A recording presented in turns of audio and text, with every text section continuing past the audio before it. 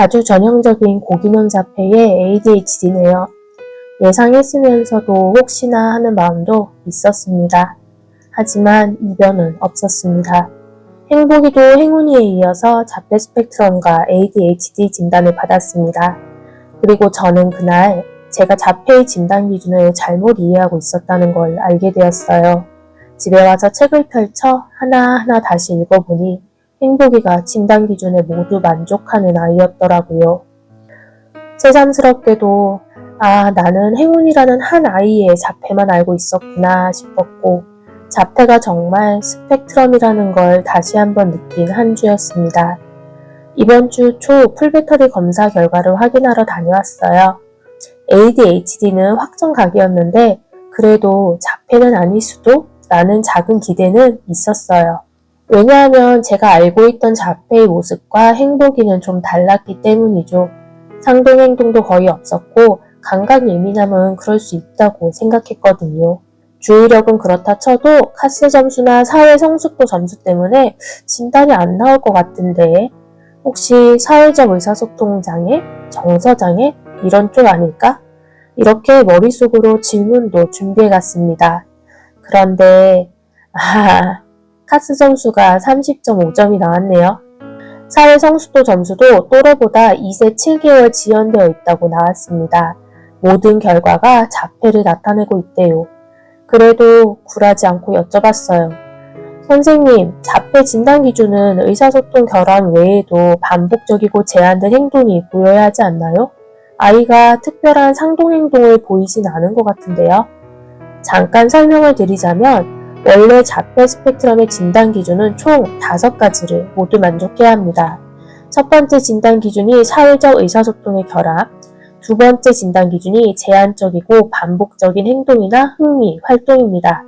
두 번째 진단 기준이 제한적이고 반복적인 행동으로 자폐 아이들이 많이 보이는 것이 바로 상동행동입니다.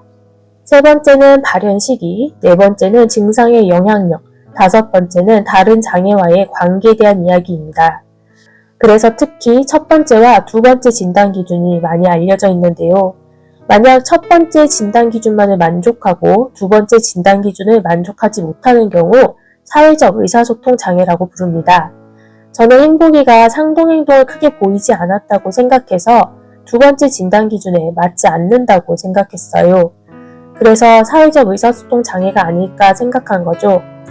그런데 의사 선생님 말씀을 듣고 책을 다시 찾아보니 제가 착각하고 있었더라고요. 제한적이고 반복적인 행동에 대해 4가지로 분류했고 이 중 적어도 2개 이상이 나타날 때 두 번째 진단 기준을 만족한 것으로 본다고 합니다. 그 기준 4가지는 다음과 같습니다. 하나, 상동화되고 반복적인 행동, 물건 사용 또는 말하기, 상동행동이 여기에 해당합니다. 둘, 동일성에 대한 고집, 일상적으로 반복되는 것에 대한 융통성 없는 집착 또는 의례적인 언어나 비언어적 행동 양상. 그 예로 변화에 어려움, 완고한 사고방식, 매일 같은 음식 먹기 등이 있어요. 셋, 강도나 초점에 있어서 비정상적으로 극도로 제한되고 고정된 흥미, 과도하게 국한되거나 고집스러운 흥미를 의미합니다. 넷, 감각 자극에 대한 과잉 또는 과소반응 또는 환경의 감각적 측면에 대한 유별난 관심. 그런데 행복이가 첫 번째 빼고 나머지는 다 해당이 되더군요. 그동안 제가 기질이 예민한 아이, 마음이 약한 아이, 아직 어려서 그럴 수 있지 라고 생각하고 있던 모든 것들이 다르게 보면 다 진단 기준이 되더라고요. 보통 아이의 진단 결과가 믿겨지지 않을 때 여러 군데서 진단을 받아보라고 하잖아요. 행운이 때도 대학병원에서 풀배터리 하고 그래도 나름 찾아보고 개인 소아정신과에도 갔었는데요. 그때 의사 선생님은 행운이 정말 1분 정도 봤나? 그냥 자폐네요 라고 하셨었거든요. 그런데 이번에 행복이는 저도 좀 아리송했으니까 다른 병원에 가봐야 하나를 잠깐 고민했어요. 그러다 반신반의로 행복이 지능검사 세부 점수를 AI에 입력하고 물어봤습니다. 이 점수 패턴이 뭘 의미하는 것 같아? 그랬더니 AI가 대답하더군요. 고기능 자폐나 ADHD에서 전형적으로 나타나는 결과라고요. 전형적이다 라는 말이 괜히 확 와닿더라고요. 어디 가도 같은 결과 나오겠구나. 그런데 노시부 효과도 아니고 소정과 초진을 바꿔온 뒤로 행복이에게 진짜 상동행동이 생겼습니다. 지난 김밥 말기 영상에서 보셨듯이 행복이가 자꾸 손을 이렇게 불어요. 그리고 얼마 전 행운이가 하는 행동을 보고 1년 전까지 행복이가 하던 행동임을 알고 소름이 돋았습니다. 밤에 약간 실실 웃으면서 거실을 좌우로 왔다 갔다 거리는 행동인데요. 행복이가 달방에 체조하듯이 1년 전까지 그랬거든요. 그때는 자폐가 아니라 생각했으니 그냥 좀 행동을 반복하나 보다 정도로 여겼지만 지금 생각해보니 그것도 하나의 시그널이었나 봅니다. 자폐라는 진단이 참 어렵습니다. 아이가 자폐일지 의심할 때 매번 나오는 단골 질문 중 하나가 손으로 바퀴를 굴리면서 놀았나요? 자동차로 일렬로 줄을 세웠나요? 등이잖아요. 하지만 많은 남자아이들이 저런 행동을 보이고 그래서 저런 행동들을 한다고 해서 자폐라고 하지는 않습니다. 자폐인 아이들이 저렇게 행동했을 가능성이 높다는 거죠. 또 감각이 예민하다고 해서 자폐라고 하진 않습니다. 하지만 많은 자폐를 지닌 아이들이 감각적으로 예민합니다. 마찬가지로 행복이가 했던 수많은 행동들이 다 자폐의 시그널이었다는 것은 아닐 겁니다. 자폐로 진단을 받고 나서 돌아보니 그것들이 시그널이 될 수도 있는 거죠. 그래서 행복이가 어릴 때 공룡에 꽂혀 공룡 이름을 다 외우고 특징을 살펴보았던 것이나 이제는 혼자서 레고를 가지고 노는 것을 좋아하는 것. 태어나서 한 번도 쓴 것을 먹어본 적 없는 애가 자꾸만 쓴 맛이 난다고 하는 점.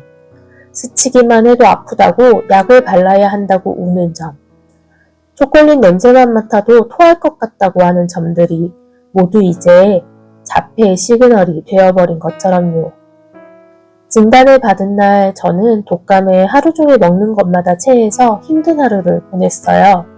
행운이를 처음 진단받았을 때만큼의 충격은 아니었지만 그날따라 속이 꽉 막힌 것처럼 답답하더라고요. 행복이는 지능검사 결과도 편차가 크긴 했지만 결국 평균 범주였고 의사 선생님도 행운이보다 학습 가능성이 더 높으니 의사소통 훈련을 꾸준히 해나가면 된다고 하셨어요.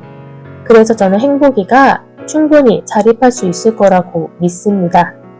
다만 인지가 좋은 만큼 더 일찍 마음의 상처를 받을까봐 행운이 때보다 먼저 부딪히게 될 세상의 벽이 조금 걱정되었던 것 같아요. 그래도 괜찮아요.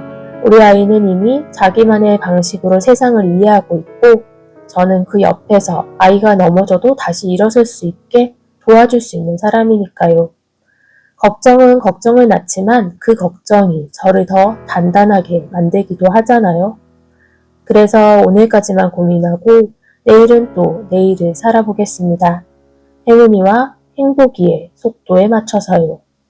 그리고 여러분도 여러분의 속도에 맞는 하루를 살고 계시길 응원하겠습니다.